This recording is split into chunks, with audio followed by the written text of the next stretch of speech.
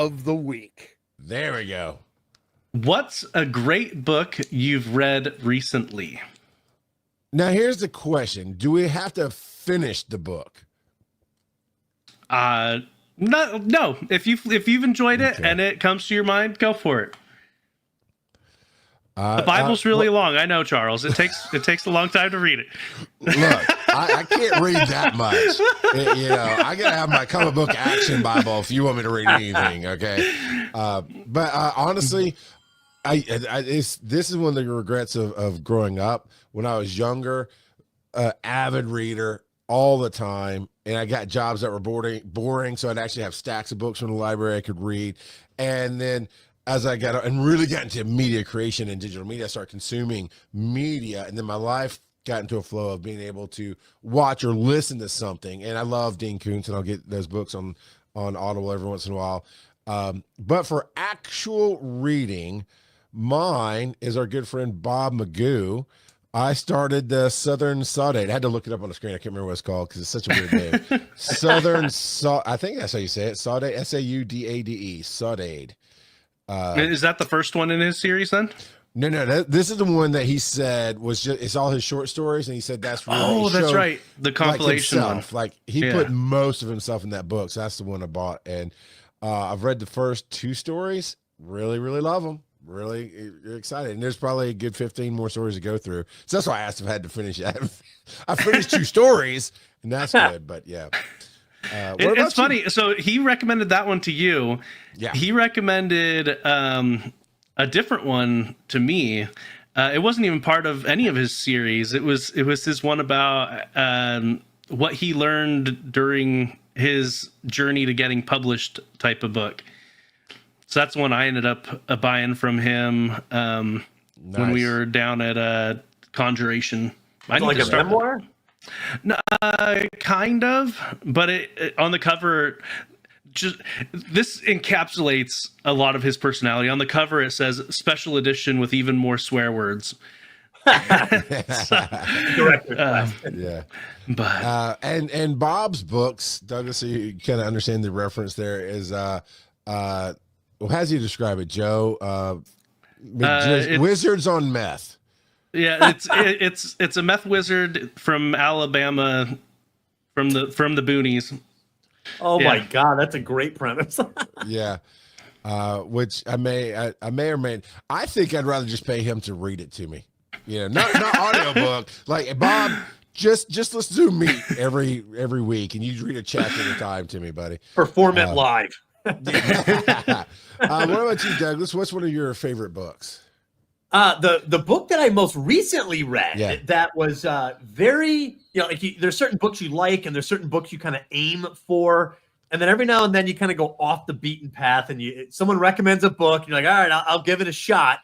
And you're caught off guard by how much you like this bizarre book.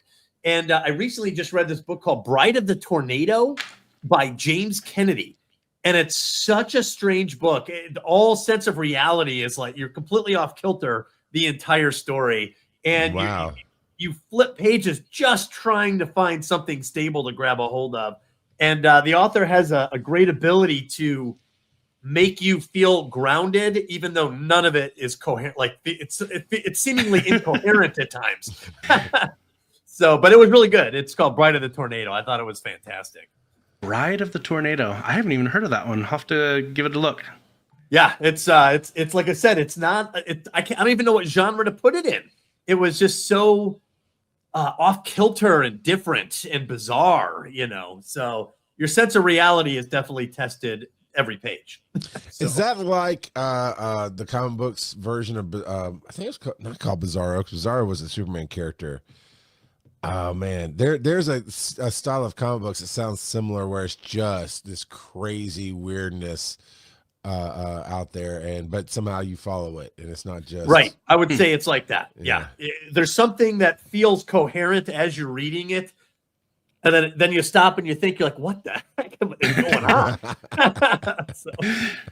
But it's good. I made it all the way to the end, which to Charles' point is not so easy these days. There's so much going on that I used to plow through 2 books a month, like clockwork, and if I was lucky, even more. And now it's I really have to pick my spots, and I really got to stay focused if I'm going to get through them. So it's just tougher. Yeah. And I do love audiobooks. I'm in the car a lot, but I listen to a lot of podcasts too, since that's, what I do. But it's weird. Right. And I want a side note here. Doug, you talk about you have a day job and this too, like all of us here. And on your ride, I get torn between, I'm thinking of things I can talk about on my videos, and I could record a video, but then when I have something to record or record audio to go back and do it later, when I have something to record, I don't think of anything. But when I don't have something to record, I do. Or if I'm listening to my podcast stuff, okay, I'm thinking about that, but I'm wanting to read this book. Then if I listen to the book, I get way behind on my podcast. Totally. Like, you can't win.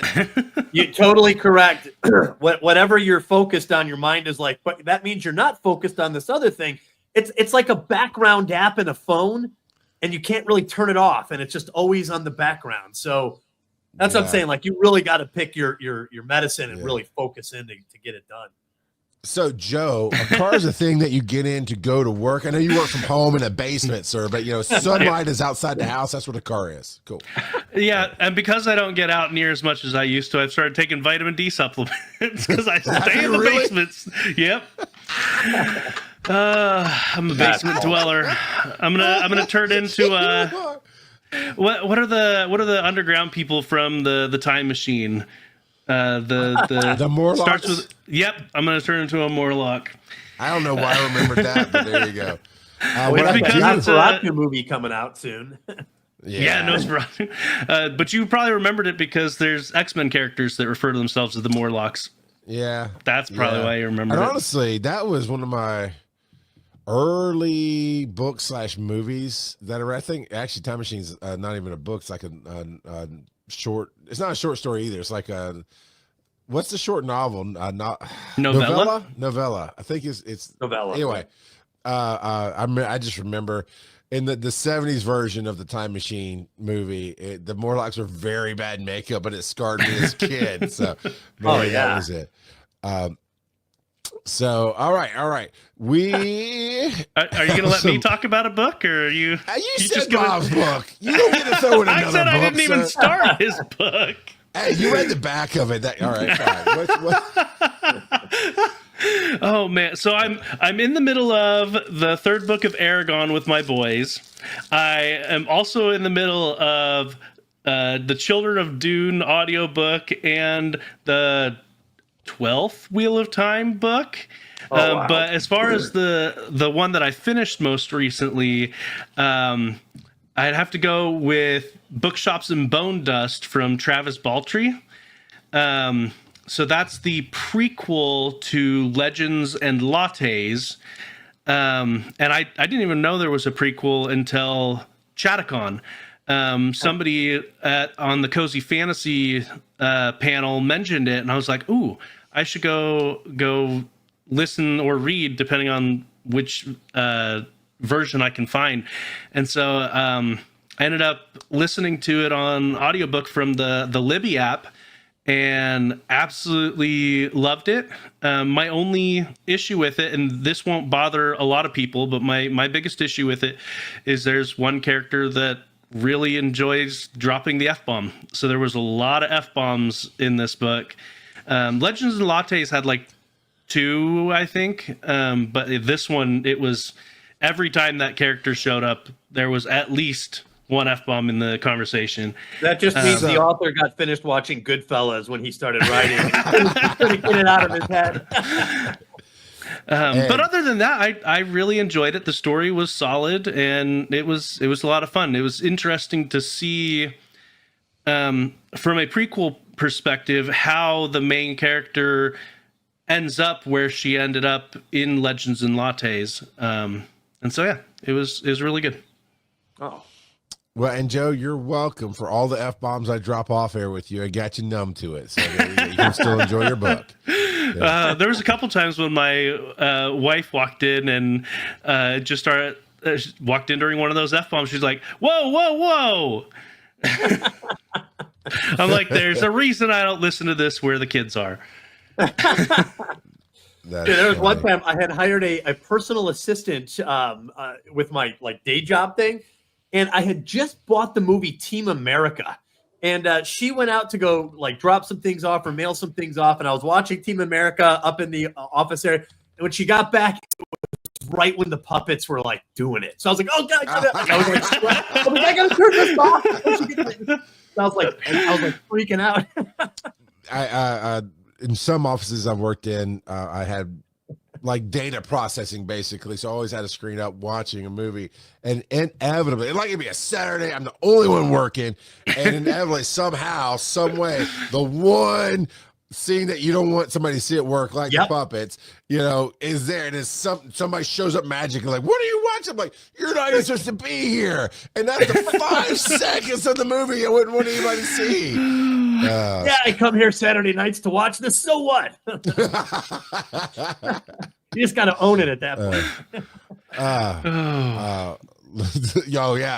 Random kid, the life of an anime watcher. Yeah. People always walk in at the worst moments when you're watching anime. Just how it happens.